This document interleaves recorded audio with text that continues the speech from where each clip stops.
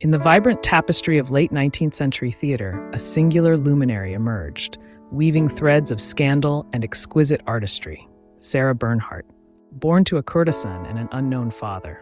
Sarah's early days were veiled in mystery and solitude. As an unwanted child in a convent school, she spun fantastic tales of grand adventures and enigmatic fathers to mask the sting of abandonment. From her early years as a courtesan, through her tumultuous romance and the birth of an illegitimate child with a prince, Sarah transformed her trials into a brilliant stage career, captivating audiences worldwide in over 70 roles and pioneering the role of a celebrity endorsing products from alcohol to sardines. Her personal life unraveled with the drama of her public performances. Her life a whirlwind of romantic entanglements with co-stars, flirtations with nobility, and whispered liaisons with such towering figures as Napoleon III and the Prince of Wales. Offstage, Bernhardt's existence mirrored the grand theatricality of her roles. She delighted in the macabre, famously slumbering in a cherished coffin and surrounding herself with a bizarre collection of pets, including a champagne-drinking alligator. Her Parisian abode, shrouded in Gothic splendor, became a curiosity chamber. Yet, it was her indomitable spirit and mesmerizing stage presence that cemented her legacy, transcending her eccentricities. Each performance was an act of revelation, with Bernhardt infusing her roles with a soul-stirring depth that electrified audiences, often causing them to pass out.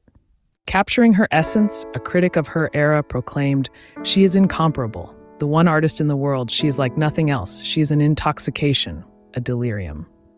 This week, we delve into the scandalous and splendid life of the world's first international superstar, the legendary Sarah Bernhardt.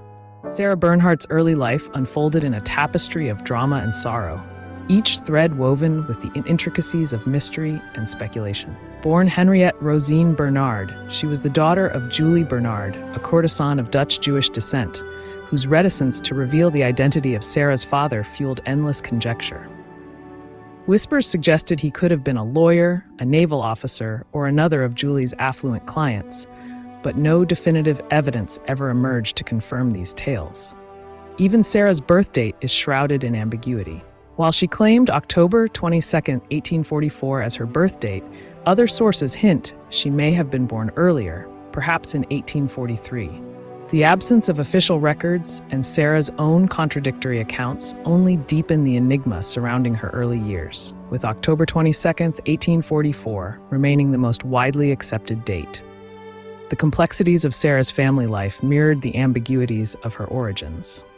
Julie Bernard's numerous relationships resulted in several half-siblings for Sarah, their exact number and details obscured by the nature of their mother's profession. One half-sister, Regina, also known as Jeanne, left a significant mark on Sarah's early life. Each sibling had a different father, their identities largely lost to history. However, Sarah's half-brother, Maurice Bernhard, born in 1848 to the Belgian Prince of Ligne, maintained a close bond with Sarah, managing her financial affairs and supporting her career throughout their lives. At the tender age of 3, Sarah was sent to live with a nurse in the countryside. In her recollections, she weaves a tale of a dramatic incident where she, desperate to escape her high chair, tipped it over and fell into a fire. The nurse's drunken husband struggled to help, but eventually, the nurse retrieved her and covered her burns with milk. The townsfolk then gathered all their butter to soothe Sarah's wounds. This story, like many of Sarah's childhood anecdotes, is tinged with a sense of romanticized drama. For a child who never knew her father and felt unwanted by her mother, such stories might have been a preferred escape from a harsher reality. At the age of 7, Sarah was finally enrolled in school. Her mother, Julie Bernard, sent her to a fashionable all-girls boarding school, possibly funded by the Duc de Morny, though Sarah credited her father for the support. Here, Sarah was exposed to acting for the first time. An actress from the Comédie Française visited weekly to recite poetry for the students, igniting a spark in young Sarah. However, she was also rebellious and often found herself in trouble. During a solemn religious ceremony, Sarah feigned a vision, collapsing to the floor and claiming to see the Virgin Mary. The nuns and her fellow students were horrified and awed, but the nuns quickly reprimanded her for what they perceived as blasphemy. Sarah's formal education continued at a convent school in Versailles. At the convent, she converted to Catholicism, learned how to behave like a lady, and received an education her mother, a high-class courtesan, likely could not have afforded on her own. Sarah's aunt, Madame de Marigny, once visited her at the convent. In a bold and desperate act to escape its confines, Sarah threw herself out of a second-story window in front of Madame de Marigny's carriage, breaking her arm. Moved by Sarah's plea, Madame de Marigny intervened and tried to convince Julie to remove Sarah from the convent. Again, the only source for this story is Sarah, and most biographers believe it as untrue. Most of her childhood stories involve her undergoing some form of physical pain, in a brave or careless move that may have been a way for her to mask the true pain of being an unwanted child shipped off to live at schools where her mother never came to see her. However, the Mother Superior Sophie took a liking to the rebellious girl and quickly realized that Sarah could not be coerced but responded well to requests and sympathy. During her time at the convent, Sarah had her first big stage success, playing the angel Raphael in a play based on the apocryphal Book of Tobit. Her performance impressed the Archbishop of Paris, who was in the audience and was supposed to baptize her. However, he was murdered before he could do so. Sarah was eventually baptized on May 21, 1856, along with her two younger sisters, Jean and Regine. Her baptismal certificate listed her father as Edouard Bernard, but this was likely her uncle. When Sarah's education at the convent was complete, she returned to Paris. Her mother, Julie, convened a meeting with her suitors and clients to decide Sarah's future. While there was some consideration of her becoming a courtesan, it was the Duc de Morny who saw her potential on the stage and arranged for her to attend the Conservatoire de Paris. Sarah studied acting there from 1860 to 1862, honing the craft that would soon make her a legend. During her time at the conservatory, Sarah befriended her mother's upstairs neighbor, Madame Gerard, who became a lifelong friend and accompanied her on world tours.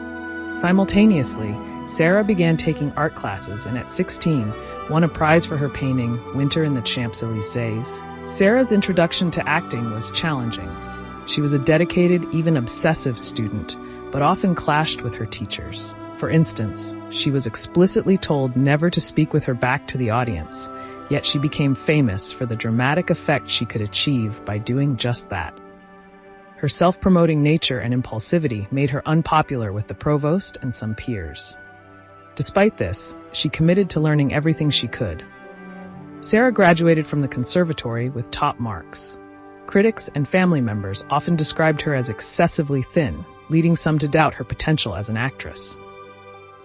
Nevertheless, the Duc de Morny intervened again, securing her a place in the Comédie Française acting company. She debuted on August 11, 1862, in Racine's Iphigenie. The critical reaction was poor, attributed to her stage fright and inexperience. Sarah herself felt she had performed poorly and apologized to her teacher, who responded, "I can forgive you, and you'll eventually forgive yourself. But Racine in his grave never will."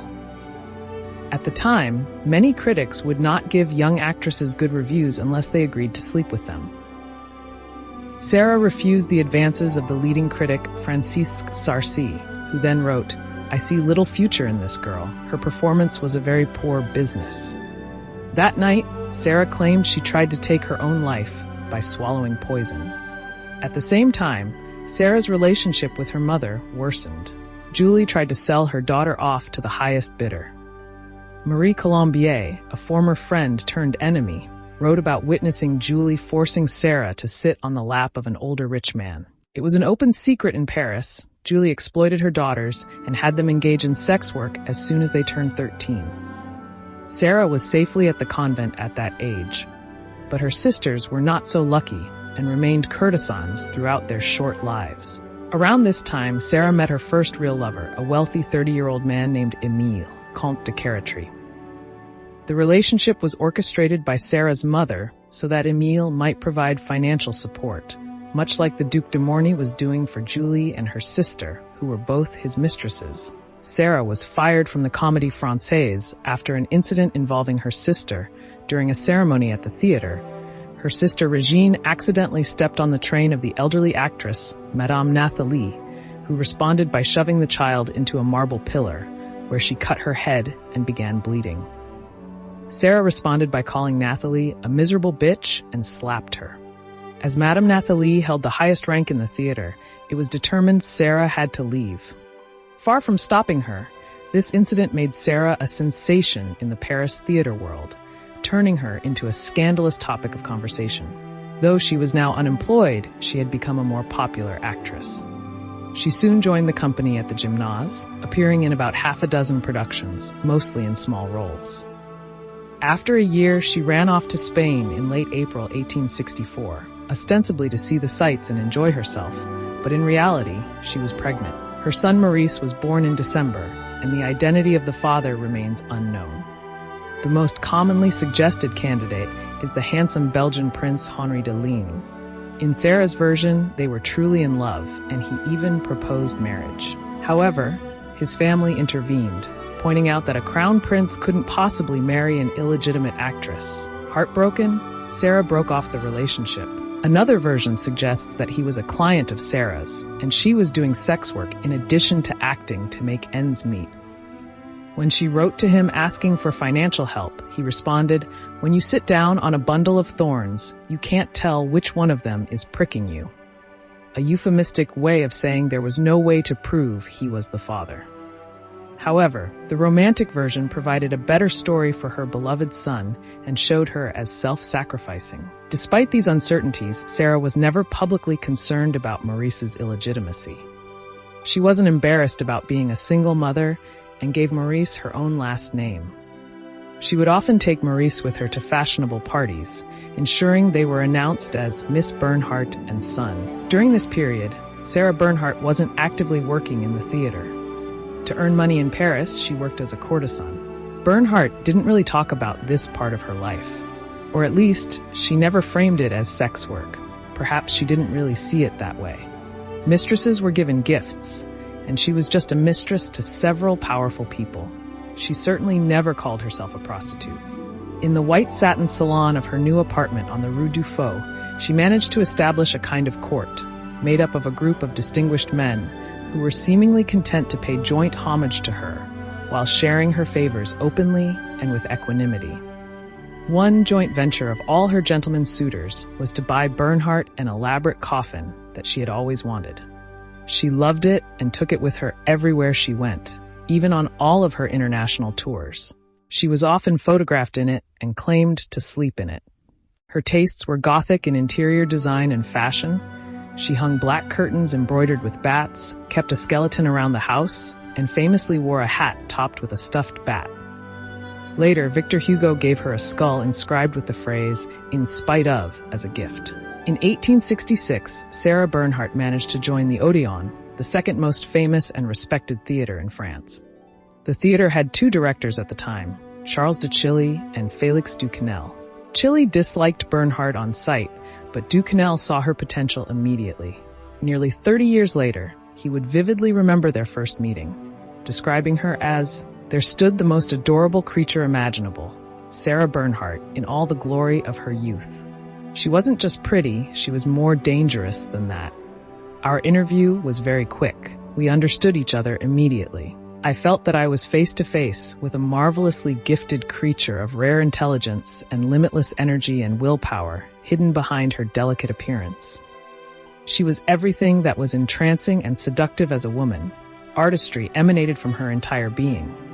All she needed was to be started off in the right direction and be exposed to the public. At the Odeon, Sarah Bernhardt truly came into her own.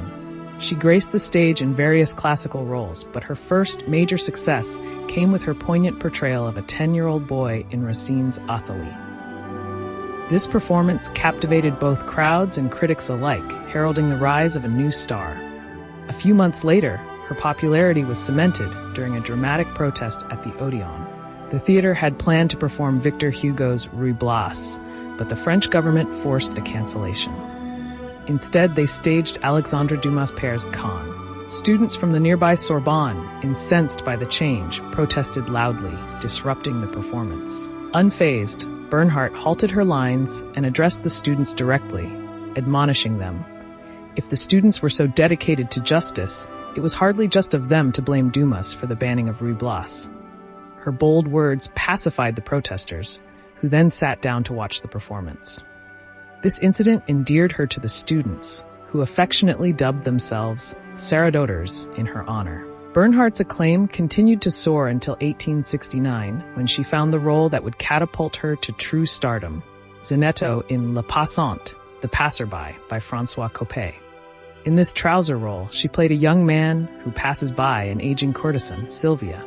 Her portrayal resonated deeply with audiences and critics alike, and she performed the role hundreds of times, including at the palace before Emperor Napoleon III and Empress Eugénie. This role solidified her status as a leading actress and set the stage for her future triumphs. Around this time, Sarah began a pattern that would become a hallmark of her career. She started romantic relationships with her leading male co-stars. Her love life, already a source of gossip, became even more scandalous. She had affairs with several men at the Odeon, including a father and his son concurrently. Bernhardt also had a passionate affair with Victor Hugo, who was 42 years her senior. Rumors swirled of a liaison with Napoleon III after he saw her perform in Le Passant, and she later allegedly had a relationship with Edward, Prince of Wales. One of Bernhardt's notable lovers was Charles Hauss, a dashing, fashionable man known for his success with women in the 1860s and the inspiration behind Proust's character of Charles Swann. Although their affair ended quickly, they remained friends until Hauss's death in 1902. In July 1870, the emperor declared war on Germany, initiating the Franco-Prussian War, which proved disastrous for France, but turned Bernhardt into a war hero. She had been in the south of France when the war began, and rushed back to Paris upon hearing the news. After ensuring her family's safety, she obtained permission from Duquesnel to use the Odeon, which had closed due to the war, as a military hospital for soldiers. She called in every favor to secure the necessary provisions. The Comte de Caratry, then prefect of the Seine, assisted by sending her all the food supplies she needed and even giving her his fur-lined coat. With help from other friends, she cleared the theater to make room for beds and cots, transforming it into a refuge, just as the siege of Paris began. Bernhardt's hospitals soon overflowed with hundreds of injured and dying men. She personally tended to many of them, her compassion shining through the darkest of times. Traumatized by the battlefield horrors she witnessed at Châtillon, she nonetheless persevered until the armistice was signed in January 1871. The war ended in humiliation for France. A blow deepened for Bernhardt when she discovered her family had moved to Frankfurt, Germany, during the conflict. Resolute, she journeyed to Germany, brought them back across the war-torn land, and resettled them. Just weeks later, the Paris Commune uprising erupted, plunging the city into further chaos and siege warfare. Amidst this turmoil, many records of Bernhardt's early life were lost. After the Commune, Bernhardt returned to Paris to resume rehearsals at the Odeon. She sensed a change coming and wrote, "I was awaiting the event, which was to consecrate me a star. I did not quite know what I was expecting, but I knew that my Messiah had to come. And it was the greatest poet of the century who was to place on my head the crown of the elect." Bernhardt was referring to Victor Hugo, who had recently returned from a 19-year exile. With the new republic in place, the Odeon could finally stage Ruy Blas, which had been cancelled years earlier. Bernhardt landed the role of the Spanish queen, Doña Marie de Neubourg, with Hugo himself directing. They were instantly charmed by each other, and after opening night, Hugo reportedly got down on his knees to thank her for bringing his queen to life so perfectly. This marked the beginning of their affair. Hugo was 70, and Bernhardt was 27. Their relationship lasted for quite some time, with Hugo's private journals frequently mentioning her. Bernhardt had already let go of much of what she had learned at the Conservatoire about acting. Her style was singular, with a voice described as truly magical, possessing a rare vibrato that lent it an almost alien quality. Even recordings over a century old crackle with her power. Her hyperflexibility allowed her to bend into serpentine shapes, enhancing her intensely dramatic death scenes. Her performances were said to give audiences electric shocks of emotion. Soon after the Odeon reopened and Bernhardt electrified Paris as Hugo's queen, the Comédie Française had to admit that letting her go years before had been a mistake. Émile Perrin, head of the theater, invited Bernhardt to a meeting. He offered her a significant raise and the prestige of being a member of the company, and Bernhardt accepted. She later wrote, "I left the Odeon with very great respect, for I adored and still adore that theater." But it was on to bigger and better things, or so it seemed. The problem was that the Comédie Française was organized radically differently from the Odeon. It was more traditional, more conservative, and the senior actors in the company were not eager to see the defiant rule breaker, the glutton for publicity, and the representative of a new, more realistic, more exciting approach to acting return to their stage. Though Bernhardt was popular with the crowds, she struggled to fit in with the company. Soon after she joined the Française, her old leading man from the Odeon, Jean Mounet-Sully, joined as well. With their striking good looks and immense talent, they were immediately paired together in several plays, and quickly became a couple off-stage as well. As biographer Robert Gottlieb writes, he was ardent, powerful, jealous, possessive, demanding, and he was a moralistic, highly conventional Protestant who believed in faithfulness, marriage, and monogamy. She was Sarah. For over 2 years, they remained involved, he trying to tame her resisting his efforts. They were both passionate and intense people, and their relationship was fittingly tempestuous and intense as well. On stage, Sarah Bernhardt and Jean Mounet-Sully captivated audiences with unparalleled success. The French poet and filmmaker Jean Cocteau once remarked, "What could they possibly have to do with convention, tact, poise, these princes of the unconventional, these tigers grooming themselves and yawning before the entire world, these forces of artifice at odds with that force of nature, the audience?" In late 1873, Bernhardt's younger sister, Regine, was living with her again, slowly and painfully succumbing to tuberculosis. Bernhardt never left her side, installing Regine in her own bed and sleeping in a coffin beside it to attend to her throughout the night. When Regine eventually died at just 19 years old, Bernhardt was devastated. By 1874, Bernhardt's other artistic endeavors began receiving acclaim. She rented a studio in Montmartre, later occupied by Picasso, and adopted a white silk pantsuit as her bohemian artist uniform, defiantly flouting the law that forbade women from wearing pants in public. Bernhardt's artistic talent was undeniable. For 25 years, she exhibited at the annual Salon and received an honorable mention for a sculpture of an old Breton peasant woman grieving over the corpse of her drowned son. The sculpture, Après la tempête, After the Storm, is breathtaking, with the boy's hair appearing to drip water. Today, it is housed at the National Museum of Women in the Arts. In 1874, Bernhardt's artistic pursuits led her to Louise Abema, a painter celebrated in the lesbian circles of Paris. Bernhardt and Abema soon became lovers, a relationship subtly acknowledged by contemporary journalists, as Bernhardt would often pose with a bust of Abema she had sculpted for publicity photos. Society and political cartoons of the time also hinted at their relationship, which was as well known as Bernhardt's affairs with men. The two women remained close for nearly 50 years.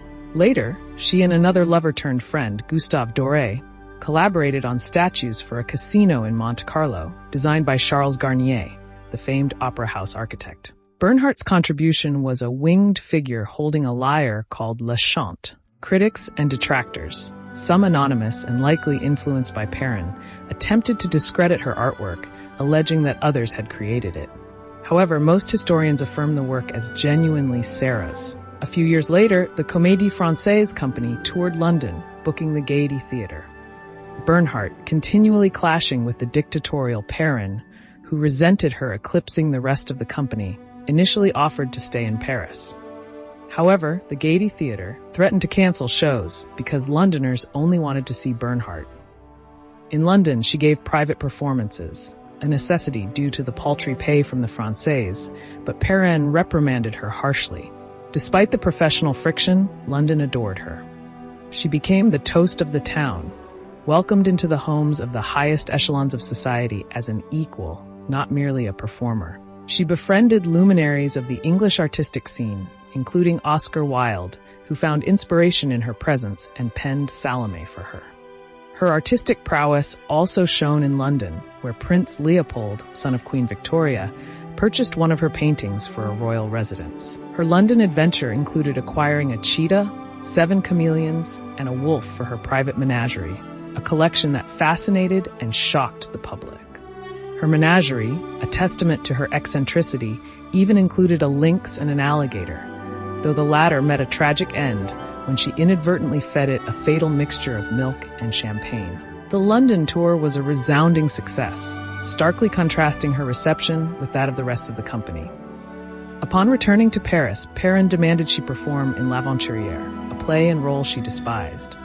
Claiming exhaustion and backed by a doctor's note, she resisted, but Perrin compelled her to take the stage.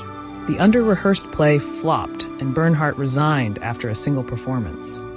Her resignation letter, disseminated to newspapers, ensured all of Paris knew of her defiance. The theater sued Bernhardt for breach of contract, winning 100,000 francs. Viewing the sum as extortionate, Bernhardt took years to pay it off. In a twist of irony, when the Comédie Française suffered a fire in 1907, Bernhardt donated 100,000 francs for repairs, a symbolic gesture reflecting their tumultuous history. Though her resignation seemed impulsive, evidence suggests meticulous planning. Within weeks, she was back in London with a newly assembled company. Edward Jarrett had previously proposed a solo tour in the United States, which she initially declined, but the swift formation of her troupe hinted at a premeditated escape from the Française. Her engagement in England was triumphant, proving she didn't need the Comédie Française. She toured Brussels, Copenhagen, and 25 French cities in less than a month before embarking on her first U.S. tour in October 1880. Despite Perrin's attempts to lure her back, her American tour was an overwhelming success, catapulting her to greater fame and wealth. In her memoir, My Double Life, Bernhardt reflects, "My life, which I had first expected to be very short, now seemed likely to be very, very long. It gave me great joy to think of the infernal displeasure that would cause my enemies. I resolved to live. I resolved to be the great artist that I wished to be. From the time of my return onward, I dedicated myself to my life." Bernhardt undertook 9 U.S. tours and numerous others across Europe and Asia. Her health, once fragile, flourished after breaking free from the Comédie Française. Some believe her earlier ailments were dramatic protests against oppressive authority, while others attribute her improved health to the genuine reduction of stress. With each tour, Sarah Bernhardt's fame and fortune burgeoned. Her performances, always in French, transcended linguistic confines through the sheer power of her physicality and expressive gestures. She was an androgynous chameleon, effortlessly embodying both male and female roles, including an iconic Hamlet in 1900. For 50 illustrious years, Bernhardt graced the stage, her repertoire boasting no less than 70 roles. Not merely an actress, Sarah Bernhardt was the quintessential superstar, a celebrity in the modern sense. Designers clamored to dress her, artists immortalized her, and magazines chronicled her every move, saturating gossip columns with her latest endeavors. She became the face of myriad products, from alcohol to makeup, even sardines, her image a guarantee of allure and sophistication. Bernhardt's sartorial and artistic partnerships were legendary. She often donned the exquisite creations of Jacques Doucet, and her jewelry collection was enriched by Lalique's masterpieces. The famed Art Nouveau artist Alphonse Mucha found his muse in Bernhardt, creating a series of mesmerizing posters. His first poster of her for Gismonda catapulted him to fame, and their collaboration continued for years, each work a testament to their shared brilliance. In 1882, at the age of 38, or perhaps 41, for her age was as enigmatic as her persona, Bernhardt married Aristides Damala, a Greek aristocrat and military officer. Known on stage as Jacques Damala, at Bernhardt's behest, he was a dismal actor, his talent overshadowed by a scandalous romantic history and an unwavering ruthlessness. A compulsive gambler and notorious womanizer, Damala was also openly anti-Semitic. Their union was fraught with challenges, not least of which was their interfaith status, he, Greek Orthodox, and she, a Jewish Roman Catholic. Despite his tepid enthusiasm for marriage, they eloped to a Protestant church in London. Maurice Bernhardt's son despised Damala, mockingly referring to him as Monsieur Sarah Bernhardt. Bram Stoker, upon meeting Damala, described him as possessing dead eyes and a white waxen face, later using him as the inspiration for Dracula. The marriage was a calamity. Damala flaunted his infidelities, once absconding to Monte Carlo with a mistress and squandering 80,000 francs in one night. One mistress abandoned their child on Bernhardt's doorstep, prompting her to threaten to have the child drowned in the Seine. A friend intervened, and the baby was adopted by a Greek family. Damala's opium addiction ravaged him, and he may have even supplied the drug to Bernhardt's sister, Jeanne. Eventually, Bernhardt expelled him, but years later, his addiction left him so debilitated that she took pity and nursed him until his untimely death in 1889 at 34. In mourning, Bernhardt wore black for a year and never renounced the hyphenated last name she shared with Damala. She sculpted a beautiful funerary bust of him, a poignant testament to her complex feelings. Shortly after Damala's demise, Bernhardt's mother and sister also passed away. These successive losses plunged her into profound grief and illness, from which she slowly recovered. Financially drained by Damala's profligacy, Bernhardt embarked on tours to restore her wealth. Meanwhile, Maurice had matured, always remaining close to his mother, who had lavished him with luxuries. Handsome, poised, and a superb horseman, Maurice, like his stepfather, became an inveterate gambler. Bernhardt frequently rescued him from his debts, remarking, "All I expect from Maurice is to be well dressed." He eventually married and had children, and Bernhardt embraced her role as a doting grandmother. Thus, Sarah Bernhardt's life unfolded as a tapestry of triumphs and tribulations, each thread woven with the drama and artistry that defined her indomitable spirit. There is only one known instance of her falling out with her beloved son, Maurice, the infamous Dreyfus affair, which cleaved France in two. The scandal ignited in December 1894 when Captain Alfred Dreyfus, a French military officer, was wrongfully convicted of treason, accused of divulging secrets to the German embassy in Paris. The accusation, steeped in anti-Semitism, led to a guilty verdict. Bernhardt, unwavering in her sense of justice, stood firmly behind Dreyfus, openly supporting Émile Zola's incendiary article, J'accuse. Her conviction only strengthened when evidence emerged in 1896 proving Dreyfus's innocence. Maurice, however, was a staunch anti-Dreyfusard, fervently pro-army. Their clash was fierce and fractious, resulting in Maurice, his wife, and their daughter fleeing to Monte Carlo, severing communication with Sarah for over a year. Although they eventually reconciled, the name Dreyfus remained a volatile subject, rekindling old disputes even a decade later, when the mention of another Dreyfus, deceased, reignited their discord. In the twilight years of the 19th century, in 1898 or 1899, Bernhardt acquired the venerable Théâtre Lyrique, rechristening it the Théâtre Sarah Bernhardt. This theater became the epicenter of her artistic endeavors, where she produced and performed until her death. The theater endures, now known as the Théâtre de la Ville, a living monument to her legacy. Around this period, Bernhardt resolved to once again don the mantle of Hamlet, this time as the Danish prince himself. She revered Hamlet as the quintessence of tragedy, yet yearned to interpret him through her distinctive lens. She commissioned a prose adaptation that more faithfully adhered to Shakespeare's original text than contemporary renditions. Rejecting the image of Hamlet as an anguished adolescent, Bernhardt envisioned him as youthful, masculine, determined. From the moment he concludes that his father was indeed murdered by Claudius, his path is set, and it's only a matter of finding the right circumstance before he takes revenge. Critics lambasted this interpretation. Bernhardt retorted, "I am reproached for being too active, too virile. It appears that in England, Hamlet must be played as a sad German professor. There are those who are absolutely determined to see in Hamlet a woman's soul, weak and indecisive, but I see the soul of a resolute, sensible man." This portrayal clashed with the prevailing notion that Hamlet's woman's soul was a euphemism for a homosexual man, a concept Bernhardt eschewed, opting instead to depict Hamlet as resolutely masculine, a choice that did not resonate with English audiences. Bernhardt debuted her Hamlet at the theater, bearing her name on May 20th, 1899. She would embody Hamlet hundreds of times thereafter. One of her earliest forays into film, in 1900, featured her as Hamlet, with a fragment of the famous duel with Laertes miraculously preserved, capturing her timeless essence as she believably portrayed a young prince, despite being in her 50s. As the 20th century dawned, Bernhardt stood at the zenith of her career. A global celebrity, she commanded her destiny with an iron will.